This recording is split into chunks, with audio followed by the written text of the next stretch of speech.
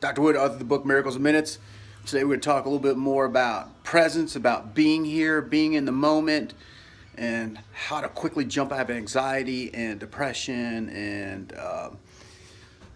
enjoying life greater and being a better parent, being a better mate for your loved ones, whether it's your children or your intimate other, your spouse.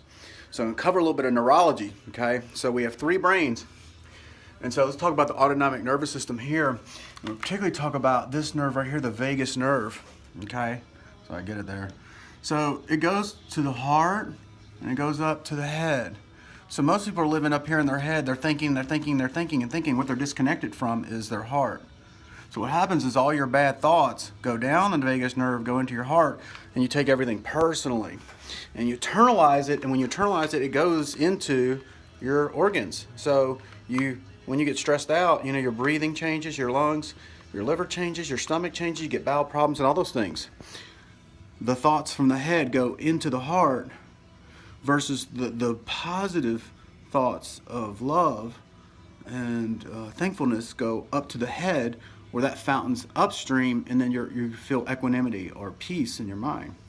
So you can't get there right away. So where we get to is we get to breathing, and what I teach in my office is awareness. So I also want to cover this too, is that the vagus nerve actually goes up into the eye. So what I teach people to do is look outside of their head. Stop. So when people have problems, they go inside to look for the solutions. It's somewhere in my head I have the solution.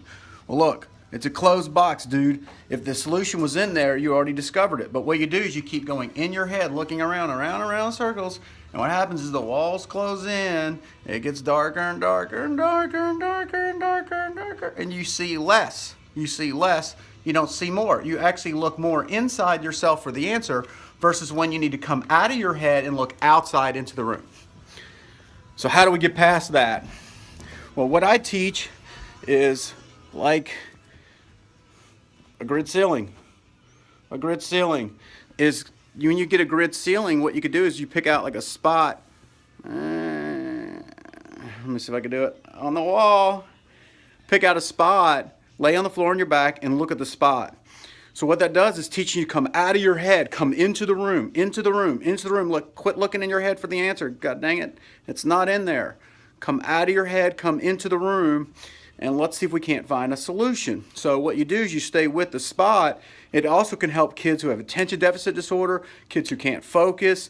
Kids are like, what? Like, where are you, dude? You're in your head thinking all the time about what the hell's going on, what are you going to do next, what friend you're going to talk to, looking at your little freaking phones, looking at your screen. You're not in the room.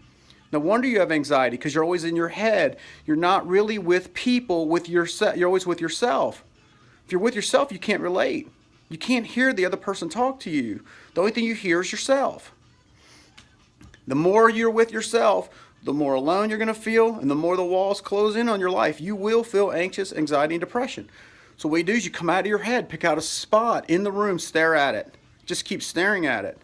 And what I teach patients to do is, as you're staring there, stay with it. And then see how high you can see above your head while staying at the spot. I'm expanding your peripheral vision. Guess what you're taking in? More of life. So you're not, if you get myopic and focus on one little thing, you're not taking in much of life. It's like looking at life through a pinhole, but as your eyes with a spot, you're out of your head in the room staring at the spot, and you start taking in more of the room, your peripheral vision, you're taking in more of life. Also, the brainstem itself is set up so that way your ass survives.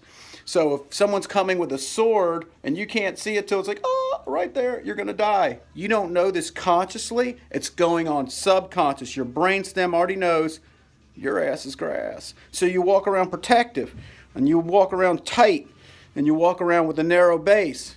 And you always feel uncertain about yourself, because what you cannot do is see your periphery. It also can help out in sports.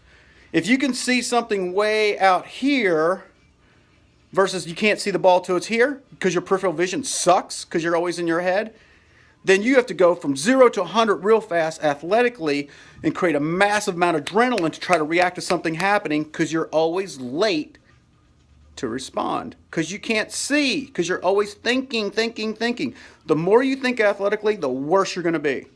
So what we do is we do these peripheral drills of looking up. How does this relate to my spine and back pain, man? Well, let's go over here and let's talk about that spine right here. So your spine's right here, and what happens is as you look, you have muscles that run from one vertebra to the next right in here like this, okay, called the interspinalis, which make you bend forward, bend backwards. Then you have muscles that run from here to here, and they make you go left, right. Then you have muscles that run from here to this transverse process, and they turn you left and they turn you right. You cannot train these muscles because they're wired into your brainstem. How does it work?